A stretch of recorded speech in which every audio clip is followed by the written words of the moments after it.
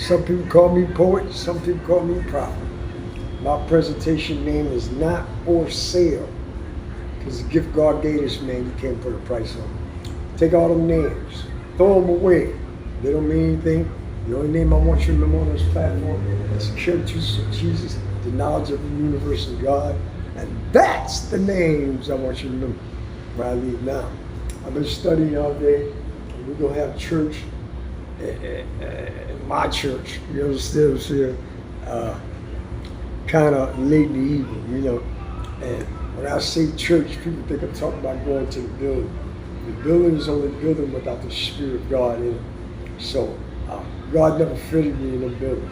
So when you step out your house, the furthest you can see, that's the one He gave me. And we're ready to give you a scripture that you can look up. And the title of this exhortation today is Ever Learning, but Never Coming to the Knowledge of the Truth. For those in the back there, ever learning, but never coming to the knowledge of the truth. Now,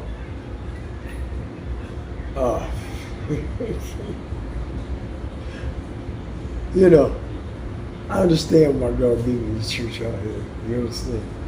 But the whole thing is, you know, I've been noticing some things in the community. When I went into Manhattan, like I told you last week, I noticed some things. You understand what I'm saying? How you doing? Certain things.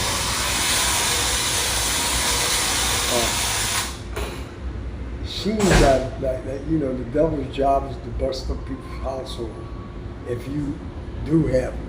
You understand? And so the whole point is this, you know. I watch this guy, right? You know what I'm saying? And it's like, you know, he's angry at another man. They're arguing because of his woman was talking to him. And see, the whole thing is this. First of all, let me get you straight on something. If you're doing everything that woman needs done, and your vision is the same vision, you know, she's not going to ever be looking at no other man. You know what I'm saying? Plus, especially a high, a vibing woman, because she understands, you know, just like the woman of the street understands. She understands when she goes to the streets, but a woman of class, you understand, understands that God has made sidewalks. You understand what I'm saying? So you're not going to catch her out there. You understand what I'm saying? Like that. And she's not going to look towards you. You know, and people know that vibration when they see it. When you see that woman come down the street, they'll holler and whisper, hey, you look good, nothing. And they ain't going to say nothing to her. Because she'll correct it real fast. But the whole point is this. That's one of the greatest signs of weakness that I have ever crossed in my whole existence, because if you are mad at another man, there's something that you're not doing. So you need to be talking to her.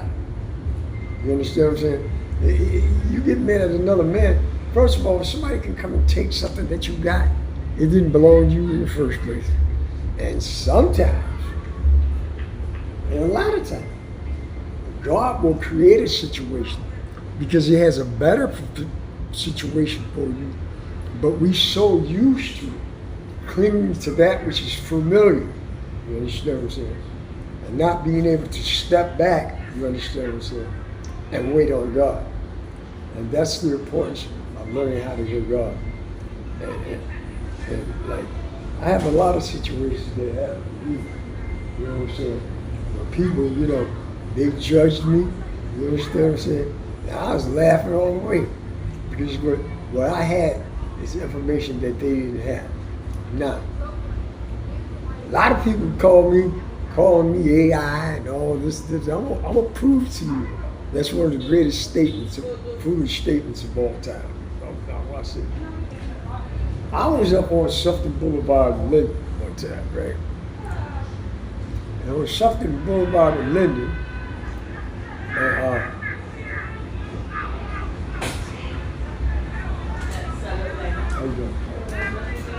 Sufton Boulevard in Linden. And these two is arguing. They get ready to take each other's head off. And they got a card in their hand and they're pulling back and forth. They're pulling back and forth for a card. So, here's what it is.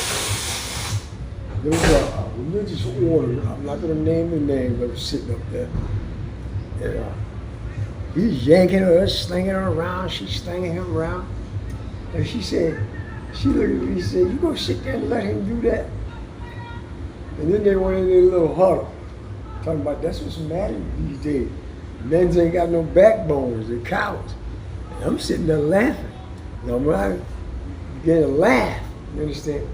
Other people begin to congregate and join in with them. And other women, there wasn't no men there, other women, began to join in with them. So I just walked up to the bus stop, you understand what I'm saying? And I got on the bus, and it was all the way on the bus talking about it. They probably went to their congregation and put me in their testimony. See, here's the part that they didn't take. They probably placed me in their testimony that morning, talked about, this and that, dragging me every month in their testimony. I'm talking about what they would have did. I already know how people think. So, here's the part that is. Them same two people that was tugging on that car, I've known them people for 4 or 5 years. I didn't tell them.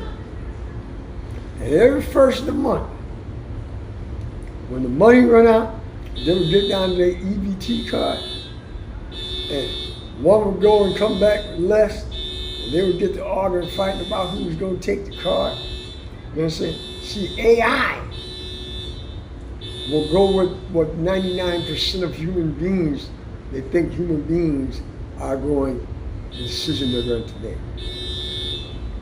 Here's the difference between artificial intelligence and the collective knowledge of the universe, which I walk in. I don't possess it. God gives it to me. Listen, right now, I didn't get a message until now. I'm like one of this 1% that see the silver lining. They're looking at everything in black and white. You know the reason why I didn't jump in? It's because I seen somebody do that and they passed our own problem. They do this every month. I seen somebody and they passed. You know what I'm saying? Jump in there. And it was like, you trying to grab a steak from 2 pit bulls. They jumped on him. You understand what I'm saying? So, the funny thing about it is one of the women, I seen her probably about 4 months ago. I don't know if you ever seen the movie Scrooge. You understand what I'm saying? Not Scrooge, but what is it? The one with the Grinch. She looks at me with this Grinch smile, still carrying that lie with her. You understand what I'm saying? And so this is like I try to tell you people, well, it's good to mind your own business. But I've seen it happen on the bus before, where you get on the bus and there'll be a young girl standing up running. You know what I'm saying? And I'm watching women coming from church and they just frown and a whole bunch of them just staring. They standing up on top of me. Not me. Just take an individual. I've seen this happen. An individual that don't get up out their seat. Now they're looking at him like he's less than a man. Let me give you a scenario. I know you're tired. And I know you want to go home. But take this case scenario. See if that person just worked a 16-hour shift. And they got to go home, leave their granddaughter or their grandson of their children and take care of their children. Don't you know that person needs that? You can't tell people what to do with what God gave them. Okay? It's theirs. Now if that person turn around and tells you, you understand? How you doing? I understand. But that person turns around and tells you, you turn around and tell that person, well, I need a watch. How you doing? Take off your watch. Take off your watch and give it to me, and I'll give you that seat. The seat. You know why they're not going to give you the watch? Because the watch has value to it. But so does your seat have value to you, which they do not see. You understand what I'm saying? So the whole point that I'm trying to make in that is that, people walk through life looking at the black and white. I'm the guy that shows you gray areas. I don't give out nuggets here. I give out boulders. You don't see on my channel me asking for any money. You understand what I'm saying? So you know what I'm doing is authentic. It's real. I have a message that's been given to me. And the message that's been given to me, I'm going to make sure that people get it. And God is at my every standby. You understand what I'm saying? I know when ops are lurking around the corner. I know all that. I know who they all are. But to these men that I see doing this, let me contemplate this. And here's the jewel for today. If a pawn come in and steal your queen, always remember, if a pawn come in and steal your queen, the game is not over until the king is down. So let it be written. So let these things be done.